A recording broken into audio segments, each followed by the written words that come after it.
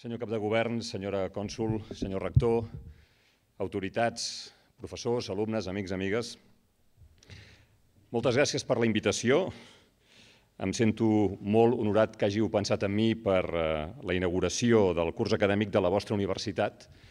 A mi, que em sembla que per generació em veig la vida des de la mateixa perspectiva que el cap de govern, també em passa això que quan vinc a la universitat penso en la distància que hi ha creixent entre els professors i la gent de la meva generació i els alumnes.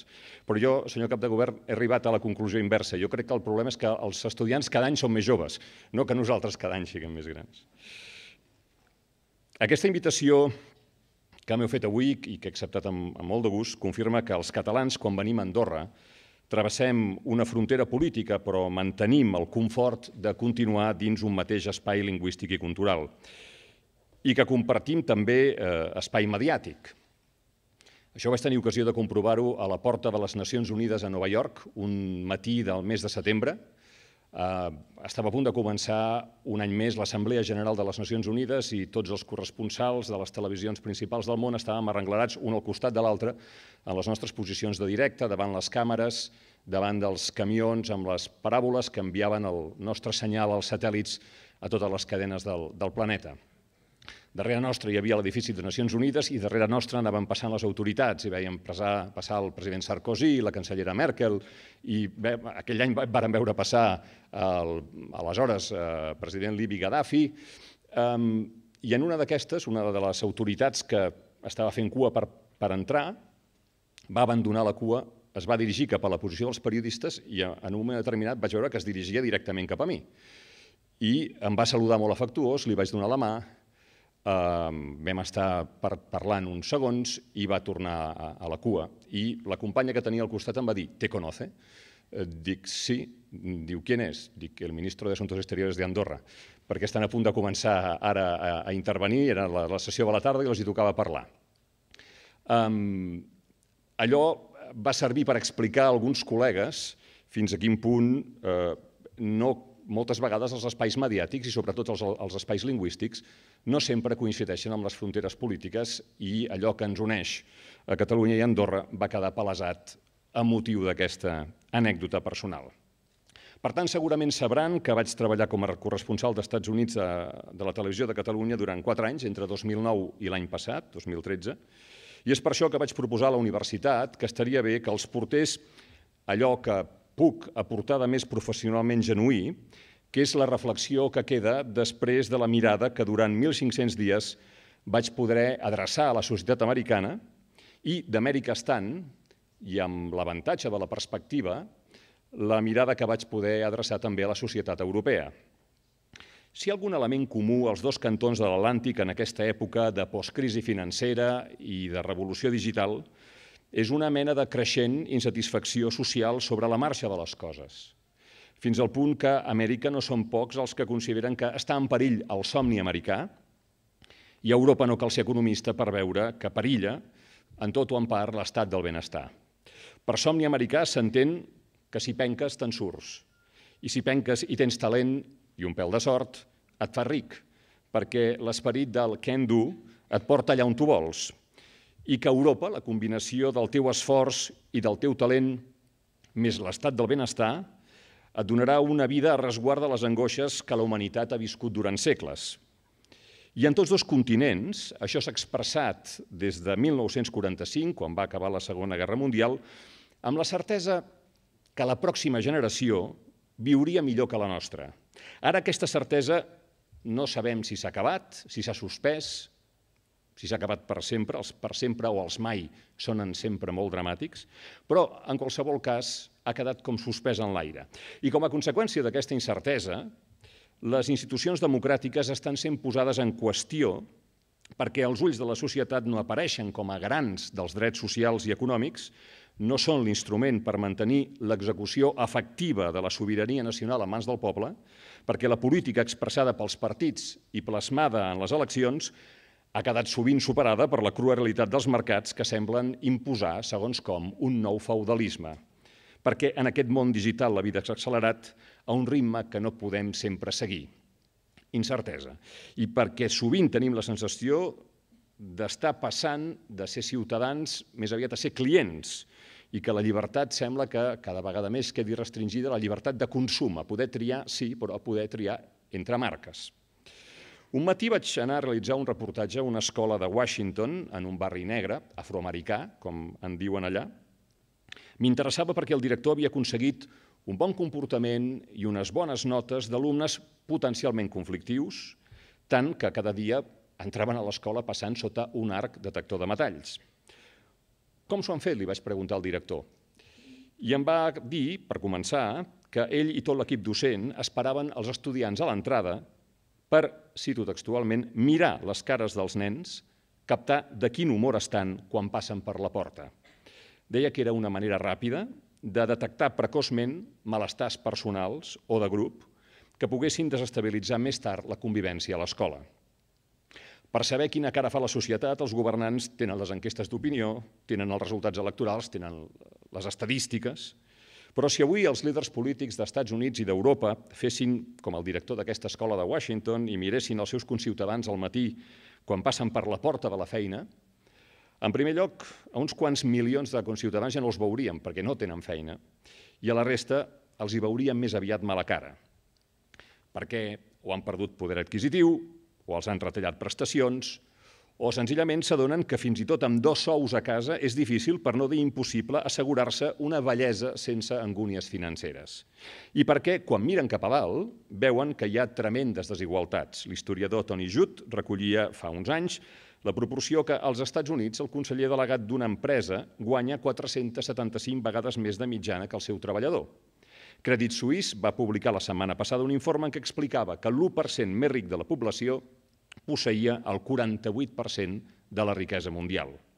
La setmana passada va passar per Barcelona el ja cèlebre economista francès Thomas Piketty, autor d'un treball aclaridor sobre el capitalisme, sobre les desigualtats que està vivint l'actual fase del capitalisme. M'ha pres dir a peu de pàgina que Piketty diu «crec en la competició, crec en el capitalisme, però crec que calen elements correctors». Vaig tenir ocasió d'entrevistar-lo i em deia que el nivell de desigualtat patrimonial al món està creixent i pot anar aquesta desigualtat més lluny encara. I afegia, la desigualtat pot ser útil pel creixement, però quan arriba a nivells extrems pot ser perjudicial perquè condueix a una gran perpetuació de les desigualtats i disminueix les possibilitats de mobilitat social. Allò que en diem l'ascensor social, allò que ha fet que un servidor, fill del barri barceloní de Gràcia i de pares treballadors, sigui avui en un acte presidit pel cap de govern d'Andorra. Doncs bé, actualment existeix el risc que tornem cap a una societat tan desigual com la del segle XX, deia Piketty, i afegia, a causa de la crisi de la zona euro, paguem el deute i invertim menys en les universitats i l'educació quan hauríem de fer-ho, quan hauríem de demanar un esforç fiscal més gran a aquests patrimonis que es porten també i una mica menys d'esforç a les joves generacions que tenen uns salaris que s'estanquen si és que tenen feina. Deia finalment, per les generacions nascudes a partir dels anys 70 i 80 i encara més per les generacions nascudes durant els 90, poder accedir a fer-se un patrimoni únicament amb el salari de la seva feina s'ha tornat molt difícil. Per les futures generacions, l'herència, l'any 2020 o 2030, serà encara més important que el segle XIX si no ho comencem a corregir. I aleshores li vaig preguntar, ja no té sentit demanar un crèdit per estudiar a la universitat, que com saben és l'esport nacional dels Estats Units, i em diu sí, perquè de totes maneres avui vivim en un món que és més meritocràtic que el del segle XIX. És a dir, una bona universitat amb un sistema de beques que posi el coneixement a l'abast de tothom que treballi i tingui talent, amb independència de la seva renda. En una societat que premiï la gent que treballa i gravi els afortunats de naixement és, segons Piketty, una societat autènticament democràtica. Certament, si aquest treball ha causat tant d'enrenou és perquè ha caigut en el terreny abonat de la insatisfacció. Ho vàrem veure, ho hem vist a Espanya, amb taxes d'atur que superen el 20%, que han arribat a passar del 25%. Allà va tenir lloc el moviment dels indignats, o als Estats Units, amb els Occupy Wall Street, el crit del qual era «nosaltres som el 99%». Els dies en què Grècia, Irlanda, Portugal, Xipre van haver de ser rescatats i l'euro trontollava Recordo que vaig anar al cor del districte financer de Nova York, a tocar de la borsa i de la zona zero, a Zuccotti Park, i un dels acampats dels Occupy em deia «Sento que no aconsegueixo controlar el destí de la meva pròpia vida». Allò, aquella concentració que va durar unes setmanes, va acabar amb la dissolució policial, però molta gent jove que passava per allà cada dia i esmolava la seva ironia amb cartells del tipus «S'avisa que la llumeta al final del túnel ha quedat apagada a causa de les retallades», aquella gent mirava de manifestar una insatisfacció amb el que estava passant, però no amb les estructures. D'aquell moviment d'indignats, a Espanya n'ha quedat ara, per exemple, Podem, un partit que va ser la sorpresa a les eleccions al Parlament Europeu i en un gruix potencialment gran de votants hi veu aspectes de regeneració ètica i de programa econòmic posat no ja en l'estat del benestar, sinó en la societat del bé comú, no pas en el retorn de la sobirania a la gent, sinó en l'empoderament de la gent.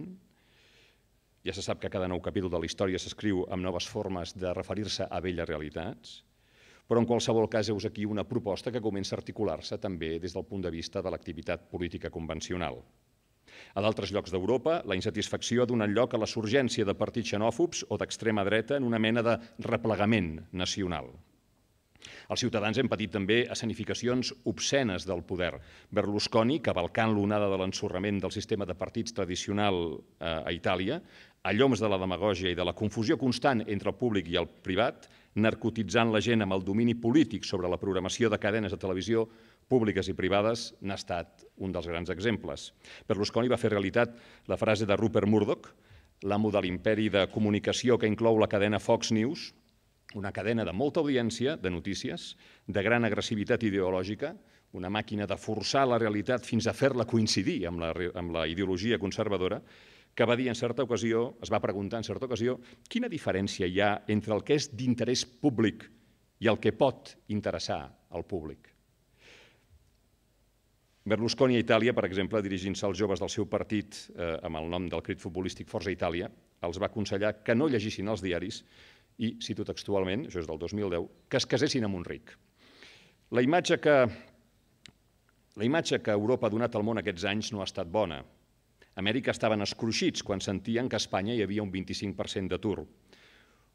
Un matí, si heu anat a Amèrica sabeu que això us passa, us escolten parlar amb accent estranger, us pregunten d'on sou, o si us senten parlar amb la vostra llengua, quina llengua és aquesta? Perquè no és espanyol, no és francès, quina llengua és? Quan li vaig explicar d'on era, em va dir, però hi ha molt atur al seu país. I em va preguntar, hi ha de tornar? No es pot quedar aquí als Estats Units? Patia per mi. És a dir, va projectar sobre mi la mateixa imatge, la mateixa mirada que sovint projectem sobre immigrants que venen d'altres continents a fer feines mal pagades. Quan ens diuen, me'n torno al meu país, tenim tendència a pensar, pobre, se'n torna al seu país. Això és exactament el que aquell senyor pensava de mi. Els Estats Units ja ha recuperat el nombre dels llocs de treball perduts durant aquesta crisi, però amb una diferència. La major part dels llocs de treball perduts eren de classe mitjana i la majoria dels que s'han creat no ho són. Als Estats Units, com a Europa, tenir feina pot no ser necessàriament sinònim de guanyar-se la vida. Aquesta és una de les novetats del moment, i és greu. Han estat anys en què tot ha estat economia.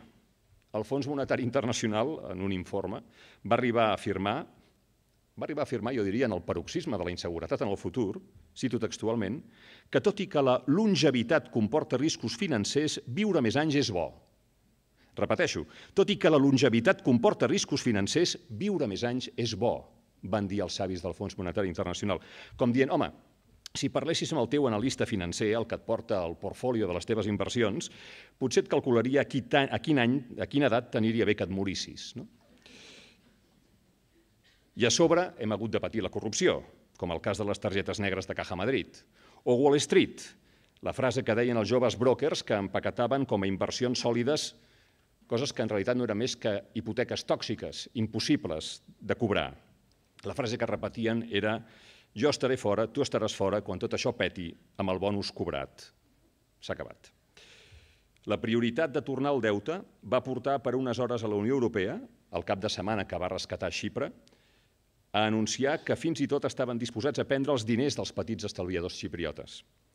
Als Estats Units, els límits sobre les donacions privades a les campanyes polítiques han estat suprimits pel Tribunal Suprem. I això vol dir que un candidat pot acabar devent el favor d'arribar a ser el president a molt poques mans i amb interessos molt concrets. I això no és menor si tenim en compte que la campanya de les darreres presidencials, el 2012, Obama-Romney, es va conèixer com la campanya dels 1.000 milions de dòlars. Tot això és la realitat, però no és tota la realitat, afortunadament, són fragments de la realitat. Perquè no pot ser que ens enfonsi el pessimisme paralitzador. Perquè, malgrat les insuficiències de l'Estat i de la política, la democràcia continua sent un instrument útil. Perquè encara que la globalització faci més fàcil el delicte, també fa més fàcil descobrir-lo i fa més difícil amagar-lo. Perquè el coneixement s'ha globalitzat. Perquè si parlem d'Europa, per més dura que sigui la realitat, hem escrit una història d'èxit. Podríem posar moltes dades per exemplificar-ho, però aquí en va una de comparativa amb els Estats Units. A Europa hi ha 87 persones a la presó per cada 100.000 habitants. 87 per cada 100.000. Als Estats Units, 685 per cada 100.000. Per no parlar de la pena de mort. O la tinença d'armes. O del fet que, sent els Estats Units el país que més gasta en sanitat per cap, té unes prestacions sanitàries que el situen en el número 37 del món, o que la mortalitat infantil americana sigui el doble que la sueca, o els preus de les matrícules universitàries. Com diu el politòleg italià Giovanni Sartori, parlant de la democràcia, és una frase que remarco, la màquina és bona. Els maquinistes no són res de l'altre món, però la màquina és bona. Intentem no perdre la màquina. I com podem fer-ho per no perdre-la? Mirin, vaig tenir ocasió de conèixer als Estats Units un home brillant, ja gran, vora 90 anys. Va ser conseller assessor de seguretat del president Carter. El president Carter ho va ser entre el 76 i el 80, per tant ja fa molts anys. Zbigniew Brzezinski. En un llibre, a propòsit de la política que havien seguit els 3 últims presidents nord-americans, va preguntar-se, fent una miqueta d'anàlisi retrospectiva, a quin objectiu d'interès general estava entregat el ciutadà occidental després de la caiguda del comunisme, després de la caiguda del mur de Berlín, 9 de novembre de 1989, ara farà 25 anys. Contesta Brzezinski, aquell ciutadà occidental, ara, està entregat a un relativisme hedonista, està entregat a mirar quin és el comportament del seu pla de pensions al Dow Jones i que el preu de la benzina no li espatlli unes bones vacances. L'absència, diu, l'absència de convicció moral ha obert oportunitats per la demagògia que explota les crisis repentines i els nous temors. Cal, deia Brzezinski, elevar els drets humans a la categoria de prioritat global. Heus aquí tot un pla de treball. Elevar els drets humans a la categoria de prioritat global. Ho estem veient aquests dies amb l'Ebola. Estem veient aquests dies amb l'Ebola que el món continua viatjant en vagons de primera classe i de segona classe. A la segona classe hi ha misèria i mort. A la primera classe hi ha molta por. Allò de que el tercer món es mora de gana i el primer món es mora de por. Doncs amb molta por, però vestits molt aparatosos, reben 1 o 2 malalts i se'ls intenta curar amb tots els mitjans a l'abast. Cal també reflexionar que el creixement econòmic no pot ser il·limitat perquè els recursos naturals no ho són. Diu Sartori, la paradoxa és que el sistema econòmic del mercat ha promogut durant 200 anys la democràcia liberal, mentre que ara l'amenaça amb una acceleració descontrolada, la implosió de la qual pot arrasar la democràcia que havia creat. Un cataclisme climàtic i ambiental que s'ho pot endur tot per davant, també la democràcia, no és un escenari que no haguem de contemplar, perquè el desenvolupament no sostenible és també un desenvolupament inacceptable que imposa un retorn a aquell passat de caresties i de pobresa que havíem deixat enrere. Tot i el retrat ombrívol de la realitat que he vist i que estem vivint, crec en la democràcia com a eina no superada d'organització de voluntats contraposades. Tinc plena confiança en allò que deia el president Kennedy. Els problemes que ha creat l'home han de poder ser resolts per la mà de l'home. I adreçant-me molt especialment als més joves, als estudiants d'aquesta universitat, us vull dir que no us deixeu encomanar per cap pessimisme, que no sentiu nostàlgia d'un món que en realitat no heu conegut. Vosaltres teniu una perspectiva i tindreu unes eines diferents dels vostres pares. Cada època ha tingut les seves dificultats, algunes de bastant més tràgiques que les que estem vivint. Esforçar-se continua tenint sentit. És gairebé obligatori passar per aquest món, quan, com és el vostre cas, heu pogut accedir a l'ensenyament superior, passar per aquest món preguntant-se què m'agrada, què vull fer de la meva vida, amb què vibro, amb què sóc bo i amb què puc ser millor, què em fa feliç, amb què puc ser competitiu, amb què puc contribuir a la societat, sobretot ajudant a aquells que els costa més de seguir. Mireu, aquests dies estem escruixits per les notícies que arriben de Mèxic, de l'assassinat de desenes d'estudiants que s'havien manifestat contra el seu alcalde, un alcalde clarament en connivència amb el narcotràfic. Els han matat i han desaparegut. La televisió va arribar amb les seves càmeres i un dels familiars de les víctimes va dir: saben per què els maten? Els maten perquè estudien i perquè són crítics i no volen gent que pensi. Com ho fem per no perdre la democràcia? Probablement no demanant-li res que no estiguem disposats nosaltres a donar-li. I aquí em temo que hauré d'utilitzar una frase feta servir fins a la nàusea, però encara no superada del mateix president Kennedy en el seu discurs inaugural, gener de 1961, quan va dir allò de no et preguntis què pot fer el teu país per tu, pregunta't què pots fer tu pel teu país. Ara podríem afegir, perquè aquell món de fa 50 anys començava lleugerament a globalitzar-se, pregunta't què pots fer tu per la humanitat. La vida americana de mitjana és més dura que l'europea, això segur, el preu de la sanitat, el preu de les universitats, la flexibilitat laboral que fa que redueixin l'atur, però que també dona molta inseguretat en el lloc de treball. Però el seu entusiasme també és gran. No són una societat fatigada com l'europea. A vegades quan em pregunten quines diferències he trobat en un cantó i en l'altre, allà hi notava jo un cert entusiasme ambiental, unes ganes de llevar-se al matí i posar-se a treballar. No és que no tinguin son, en tenen com tothom, però es posen a treballar. Hi ha un entusiasme ambiental. En certa forma, la societat americana més jove encara creu que tot és possible. Se'ls educa per pensar críticament, per parlar bé en públic, per comunicar.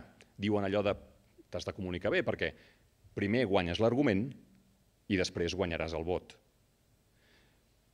Fan, com els estudis dels dibuixos animats Pixar, allò que diu la frase «ser genial sense que es noti». Finalment, suposo que si parlem de democràcia i de canvi de paradigmes, entendran que, venint de Barcelona, dediqui unes paraules al moment que està vivint Catalunya, on una majoria de ciutadans està empenyent per fer néixer un nou estat. Si ho fa és per insatisfacció, també social i econòmica, per la crisi, però no només, de cap manera. És en part la resposta local a un fenomen global, sí, el de la gent empoderada o informada que vol ser lliure per prendre les seves pròpies decisions. Però no és un replegament nacional poruc davant la globalització o l'enyorança de temps més fàcils. Al cap i a la fi, Catalunya és el 25% de les exportacions d'Espanya, el 19% del seu PIB, el 22% dels seus impostos, aproximadament, continua sent avantguarda cultural, primera destinació turística en una ciutat com Barcelona. Per tant, la resposta d'una part nombrosa de catalans no ha estat la del replegament, justament ha estat la d'anar a buscar el món que ve, ha estat la de la dignitat nacional, la de lluitar pel seu futur, la de no resignar-se davant les contínues proves que l'estat al que pertany no sempre el tracta com si li fos propi. Naturalment no sabem com acabarà aquesta història, sabem que s'està escrivint, això sí, amb civisme, amb pau, amb un profund sentit democràtic, el crit és volem votar. No sabem com acabarà aquesta història, però sí sabem que la història acaba decantant-se sempre pel cantó de més llibertat. Moltes gràcies.